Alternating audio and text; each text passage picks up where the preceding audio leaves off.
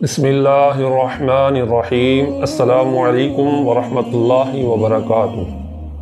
معزز ناظرین کرام، آج کی اس ویڈیو میں ربیع الاول کے اس مہینے میں ہم آپ کے سامنے رسول اللہ صلی اللہ علیہ وسلم کی ولادت باسعادت کا تذکرہ کریں گے اور آپ صلی اللہ علیہ وسلم کی ولادت کے بعد ہونے والے چند معجزات کا بھی ذکر کریں گے۔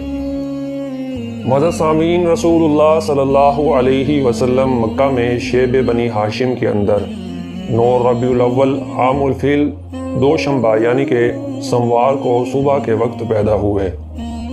آپ صلی اللہ علیہ وسلم کی والدہ کا نام آمینہ اور آپ صلی اللہ علیہ وسلم کے والد کا نام عبداللہ تھا، جو آپ صلی اللہ علیہ وسلم کی پیدائش سے قبل ہی فوت ہو گئے تھے۔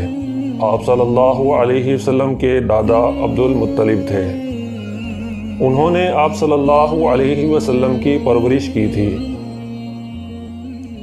ابن سعد کی روایت ہے کہ رسول اللہ صلی اللہ علیہ وسلم کی والدہ نے فرمایا کہ جب آپ صلی اللہ علیہ وسلم کی ولادت ہوئی تو میرے جسم سے ایک نور نکلا جس سے ملک شام کے محل روشن ہو گئے۔ بعض روایتوں میں بتایا گیا ہے کہ ولادت کے وقت بعض واقعات نبوت کے پیش خیمہ کے طور پر ظہور پذیر ہوئے، یعنی ایوان کسریٰ کے 14 کنگورے گر گئے، مدائن کے عظیم آتش کدہ کی آگ بجھ گئی جو صدیوں سے روشن تھی۔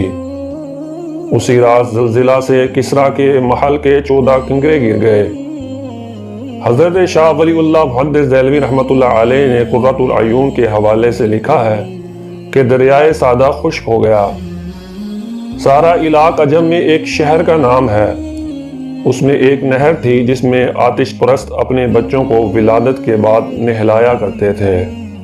ولادت کے بعد آپ صلی اللہ علیہ وسلم کی والدہ نے عبد المطلب کے پاس پوتے کی خوشخبری بھجوائی۔ وہ بہت زیادہ خوشی میں تشریف لائے اور آپ صلی اللہ علیہ وسلم کو خانہ کعبہ میں لے جا کر اللہ تعالیٰ سے دعا کی اور اللہ تعالیٰ کا شکر ادا کیا، اور آپ صلی اللہ علیہ وسلم کا نام محمد صلی اللہ علیہ وسلم تجویز کیا۔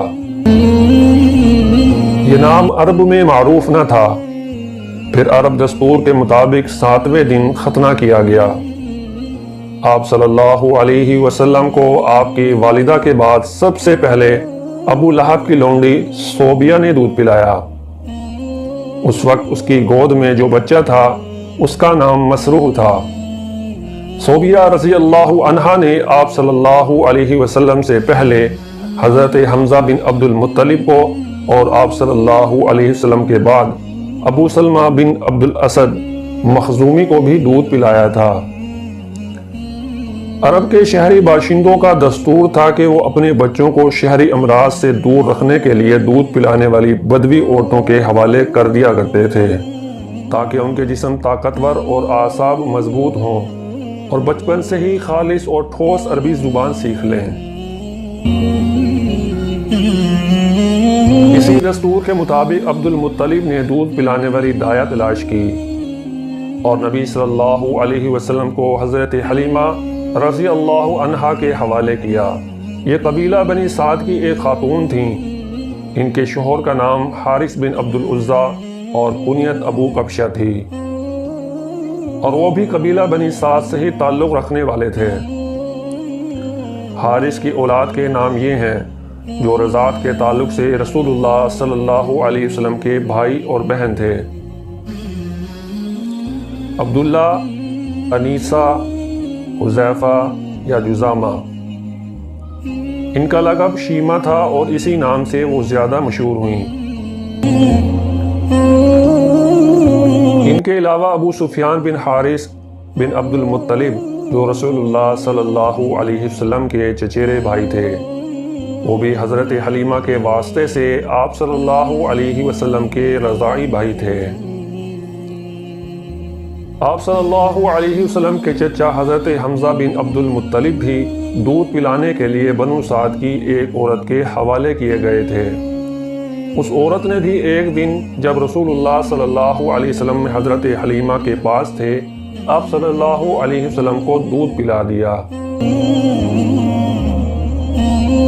اس طرح آپ صلی اللہ علیہ وسلم اور حضرت حمزہ رضی اللہ عنہ دوہرے رضائی بھائی ہو گئے، ایک صوبیہ کے تعلق سے اور دوسرے بنو سعد کی اس عورت کے تعلق سے۔ رضاعت کے دوران حضرت حلیمہ رضی اللہ عنہا نے نبی صلی اللہ علیہ وسلم کی برکت کے ایسے مناظر دیکھے کہ وہ حیران رہ گئیں۔ وہ مناظر کیا تھے، تفصیلات جاننے کے لیے ہماری اس ویڈیو کو ضرور دیکھیں، جس کا لنک آپ کو آخر میں مل جائے گا۔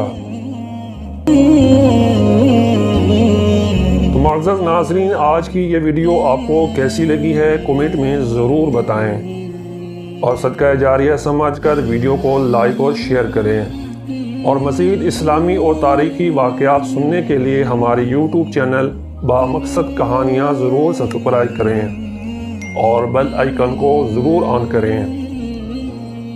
ملیں گے اگلی ایک اور اسلامی کہانی کے ساتھ، تب تک کے لیے اجازت دیجیے، اللہ حافظ۔